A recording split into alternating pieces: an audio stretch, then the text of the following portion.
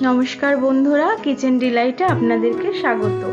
আজকের রেসিপি ইলিশ মাছের মাথা দিয়ে পুঁই শাক। এই বর্ষার দিনে এই রেসিপিটি অবশ্যই একবার ট্রাই করবেন। এই রেসিপিটি বানানোর জন্য আমি এখানে নিয়ে নিয়েছি একটি ইলিশ মাছের মাথা, মিষ্টি কুমড়ো আর পুঁই শাকের পাতাগুলোকে আমি কুচি করে নিয়েছি দুটো মিডিয়াম সাইজের আলুকে গোটা গোটা করে কেটে, এবং পুঁই শাকের ডাঁটাগুলোকে সুন্দরভাবে কেটে নিয়েছি।